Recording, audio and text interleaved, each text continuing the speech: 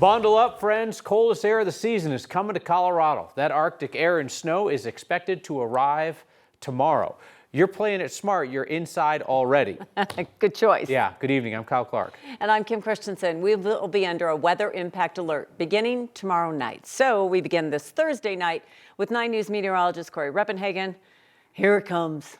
Here it comes, much anticipated, and it's finally here. Tomorrow morning, the Arctic system will blast through, and we will start the weather impact alert here at 9 News in the afternoon when the cold air really starts to settle in, despite the fact you may see some flurries early on in the morning and some cold temperatures. But that is the weather impact with this system. Cold and snow, coldest air of the season. Wind chills -10 to -20 on the eastern plains, up to -10 here on the Front Range. Throw in an inch or two of snow along the way. Friday all the way to Sunday afternoon. Cold weather advisories have been issued for the eastern plains. This is where the coldest air will be and the stronger winds. So wind chills could be in the -10 to -20 range all across the eastern plains and into Nebraska and Kansas. So we're going to have a big impact on the final weekend of the National Western Stock Show here in North Denver. You see the red on here. That's a half-day alert on Friday, full day on Saturday, and a half day on Sunday, which also includes the Denver Broncos playoff game. So I'll describe some further impacts coming up in just a few minutes. As the temperatures drop, the threat of frostbite and hyperthermia obviously rise. 9 News reporter Shalima Maharaj spoke with a woman who knows the life or death reality of surviving on the streets in the frigid cold. Well, we spoke to an emergency room physician who says that the risk of frostbite is even higher this weekend, especially when the wind chills are factored in. Now, frostbite is one of the potential dangers of prolonged exposure to the cold, and for people without shelter, the risk is even greater. It's not something I'd wish upon my worst enemy at all. Sarah Lesh knows the feeling all too well. I've had 3 children, I've broken bones, I've been in a car wreck, I've been out here. Nothing compares to the pain you feel from your fingers once that cold touches them and you can't get back. Homeless for more than a decade, she found family in the bitter cold. Bygones were bygones. You just, here you go. I can remember having 20 people in a little 4-beam tent. It's my family. That's what you do.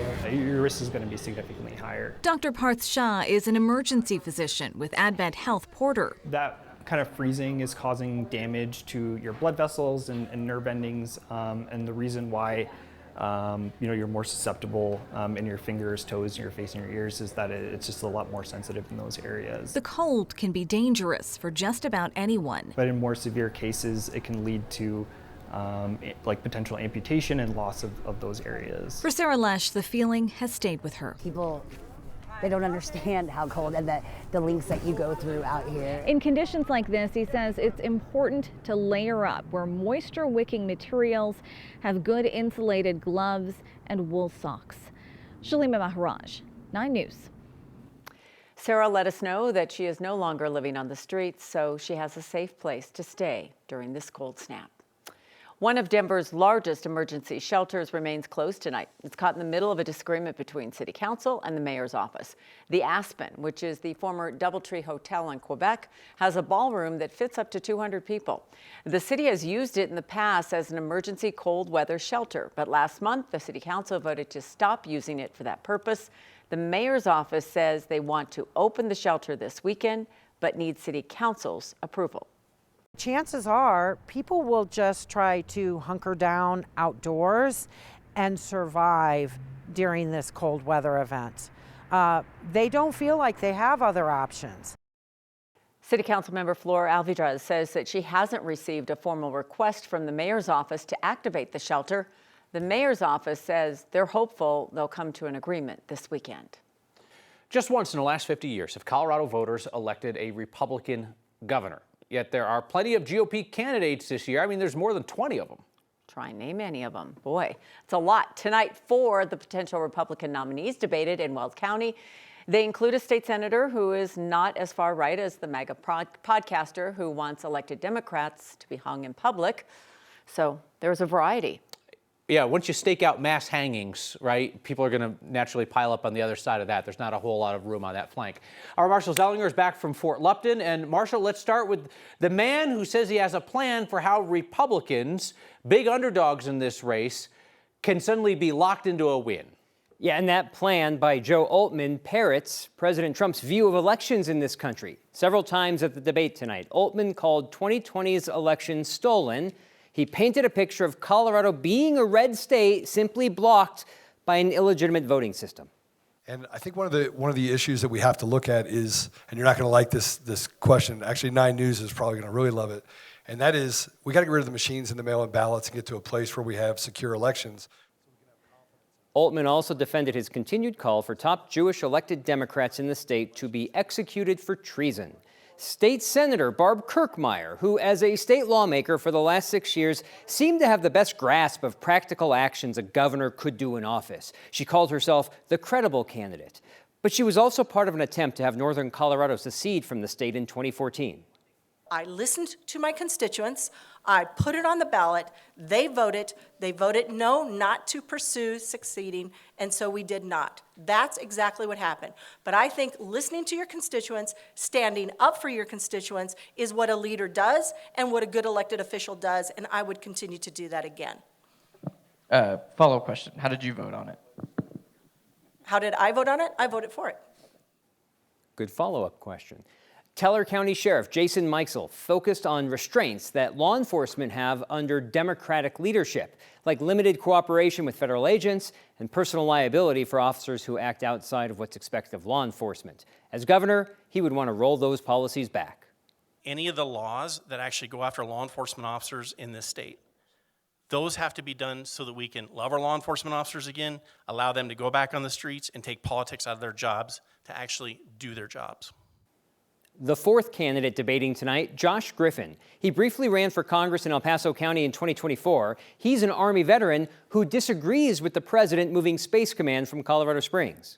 He made it seem very petty, and one thing I hate about that is that for all those who are on the fence on President Trump, when he does things like that, it really makes it hard to be a Republican and say, he's still doing the right thing. There were some rapid-fire questions. Griffin there was no when asked if he would welcome Trump to campaign with him. Only Altman was the absolute yes. And there were 2 notable absences from the debate. I know you referenced the 20-some-odd candidates, but 2 of them, Colorado Springs ministry leader Victor Marks, who has the most campaign cash, he declined the debate, as did Representative Scott Bottoms. Not unusual for a front runner to try and duck debates, right? Because it could go wrong for him or her. But in the case of the ministry leader there, Victor Marks, a lot of people, even folks who follow Colorado politics, are going to be like, who? Right. The name to many is that who, and maybe it's a far away from Colorado Springs to get to Fort Lupton. I'll say the women of Weld have these debates every 2 years for the notable races, gubernatorial races, congressional races. They're well liked, and so they get the candidates to show up. But when you have a stockpile of cash just waiting to buy TV ads to let everybody know who you are, maybe that's what you're waiting for instead of having the risk of debating and falling out of favor immediately. All right. Interesting stuff. More to come. Marshall Zellinger, thank you. Thank you. New tonight, the families of special needs children who were abused by bus aid for Littleton Public Schools will receive a nearly $4 million settlement. The school board approved that tonight. Kara Jones repeatedly hit children over the course of several months from 2023 to 2024. She was fired, charged with child abuse. This month, she pleaded guilty. She'll be sentenced in March.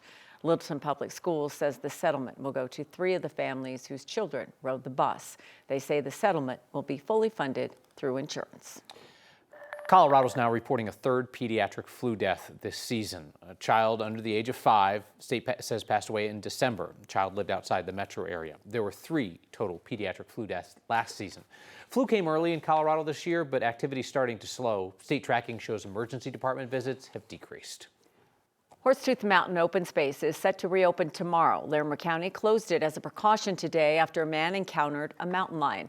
CPW says the hiker saw the big cat this morning. He told wildlife officers the animal followed him, even lunged toward him, but never got closer than about 75 to 100 yards. The county says their staff and wildlife officers monitored that area throughout the day, but did not see the animal. CPW also put up signs in the park and alerted nearby neighborhoods. The encounter happened roughly 3 weeks after a hiker was killed in a rare mountain lion attack near Glen Haven, east of Estes Park. This was the first deadly mountain lion attack in Colorado since 1999. A lawsuit over changes to RTD's service that subsidizes rideshare and cab rides for customers with disabilities has now been dismissed. At the beginning of the year, RTD changed its Access on Demand program to cover $20 for each ride. That's down from the $25 they used to cover. They also introduced a new base fee of $4.50 per ride. A disability rights group, Atlantis Adapt, sued. They argued that increasing fares for disabled services just a year after lowering fares for everyone else was discrimination.